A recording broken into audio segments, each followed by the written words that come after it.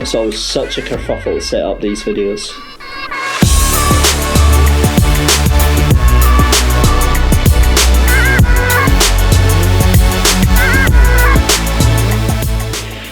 Hey everyone, it's David again here from Camber, and 2020 is just around the corner, just a few days away, and it is super important that you get on top of that and get things moving as quickly as possible. So without further ado, here's 5 top tips on how to make 2020 your year. Here comes the money. Here we go. Money talk. Here comes the money. So tip number 1 is quite a grown-up one, actually. It's sorting out your finances. And what I mean by that is making sure essentially that you are in a position that you can afford to go racing. Unfortunately, we know a lot of people who will happily get themselves into debt to go racing, or that they require sponsorship money to go racing. Now, when I say that, I don't expect everyone to have 10, 15, 20,000 pounds for a race budget for the year, but I think you should. I think that you should get yourself in the position you're able to commit to that year of racing, or however many races you want to do yourself. And if you get partners and everything along for the ride, that's awesome, because it changes the dynamic. If you're needing to have sponsorship money to go racing, then you need to rethink your plans, because you're currently operating under something that's a lot of stress for yourself, and ultimately it's not reliable. It's going to potentially fail at some point during the season. Now, let's imagine that you've got several sponsors. We'll say 4 sponsors, and you've got one main one and 3 smaller ones that still contribute quite an amount. Now, if your one sponsorship falls through, and businesses do fail, that's the key thing here, businesses do fail with no warning whatsoever, that's your sponsorship potentially affected. And that potentially affects your relationship with those 3 other sponsors as well, because they get left in the lurch through absolutely no fault of their own. So where possible, get your stuff together. Being a grown-up is full of responsibilities. And if you can get that one sorted out, that gives you a massive chance over a lot of other people. Tip number 2 is to step up your public image. Now, anybody that follows the page, anybody that even is remotely listening to a word that I say hears me bang on all the time about branding yourself and having your public image. 2020 is probably going to be the most important year that we've had so far, where your brand and your persona online is going to bring people that don't know you into your social circle. And that's really what it's all about. It's expanding that social circle, widening that amount of people that know you, that will advocate for you and will do your selling for you, and spout to all their friends and family about how amazing you are as a racing driver. So that is going to be massively important. And it's the same old story. It's the old stalwarts. It's Facebook, it's Twitter, it's Instagram, it's even TikTok if you fancy getting down with a younger audience as well. But most importantly, it's about building your brand and building your reputation, and building a point where they can go to get information about you. And you want to have that disconnect, so you can have, if you want to, you can have your own personal social media profile with your close group of friends, instead of having to have 500 friends and then having your timeline filled up with God knows what rubbish. So have a separate personal life to your professional life, to your racing career, that you want everybody else to know, because then it also means that they only see what you're wanting to present to them. And it gives a very carefully curated timeline of your activities, and it's more focused on that.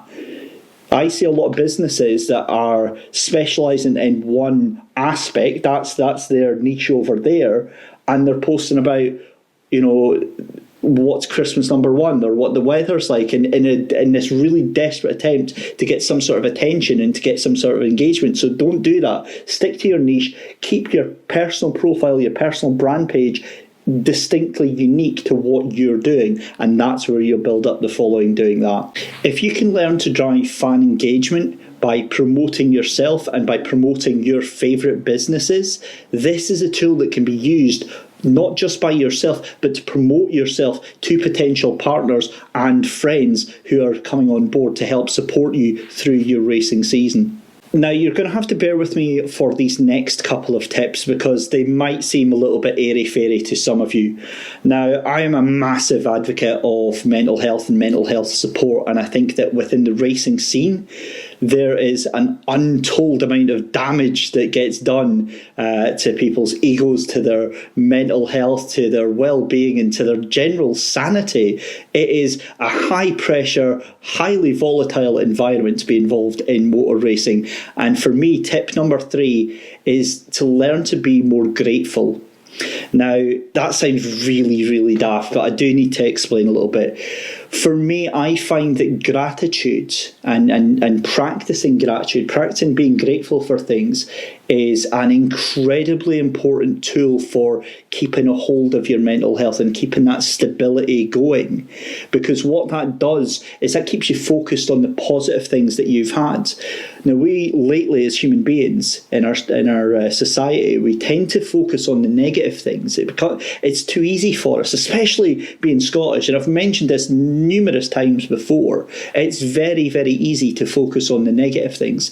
But if you can take the effort and start focusing on the positive things, that's when you start focusing on those things. That's when you start looking actively and subconsciously as well for those things to happen. And what then tends to happen is you have more and more positive things happening because you're more aware of them and you're able to take those opportunities when they come up. So one of the examples you can do this, you can get a gratitude journal. You can fill one out online. There's many apps that you can get on your phone. You can do it in a diary. You can buy a gratitude journal if you want to. It's just a regular update. I tend to do mine's daily. I'll do mine's first thing in the morning and last thing at night. And it just you take 5 minutes and you just say what you're grateful for, what has happened in that day that you're happy with or that you're proud of. And I think it's one thing that really we don't do enough of is take steps to look after our own well-being, and also the effect that has on other people as well. So, have a look into it, at least do a little bit more research or don't. Tip number 4 for owning 2020, again, might seem a little bit ethereal, but it's helping others more.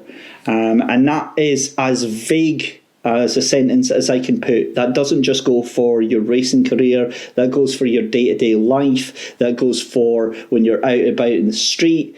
Just be nice to other people, help other people where you possibly can, and do it without expectation. There's absolutely no evidence that this will benefit your motor racing career, but it's more just trying to make the world a nicer place. Finally, tip number 5, and for me this one is the most important one. We're coming up to 2020, and that should put things into context. We're starting a brand new decade, so that means that you've got time to think about where you want to go with the next decade, perhaps. Everyone is concerned with what they're going to do this season, what they're going to race this season, how they're going to get the funding for this season, all that sort of stuff, when really you've got to think of your racing career, if you're just starting it or if you're continuing it, you've got to think of it as a war. Maybe not for the fact that you're going to be fighting with everyone, I hope not. But more for the fact that it is a long-term campaign, it is a long-term objective, and a war isn't one single battle. It is a series of battles. It is a succession of battles. And some of those battles you'll win, and some of those battles you're going to lose. But it's up to you to decide which battles are more important to win and the ones that you can just let go by the wayside that you're not too fussed about. Do you need to get that sponsor, or do you need to get a sponsor? Do you want to have that type of appearance online, or do you just want to have any appearance online? It's lots of little things that all add up. And if you focus on what your grand objective is, what the thing is that you want to achieve at the end of all of this, and then step backwards from that and work out each of the individual little battles that you've got to win to get along there, and the hurdles and what would happen if you lose this one, where do you go from there, and all that sort of stuff, suddenly those pipe dreams that you have that seem so far away suddenly become that little bit more manageable, because you can take this step to there. This might seem out of your reach, but you can take that step there, and then that step there, and then that step there. So that is 5 top tips for helping make sure 2020 is going to be your year. We hope you have a fantastic new year. We cannot wait to see you all in 2020. If you want to get in touch, it's david@camber.media. Check us out on social media as well, on Facebook, on Twitter, on Instagram, and on TikTok as well, where we get up some really bizarre things. In the meantime, though, have a wonderful new year, and we'll see you next time.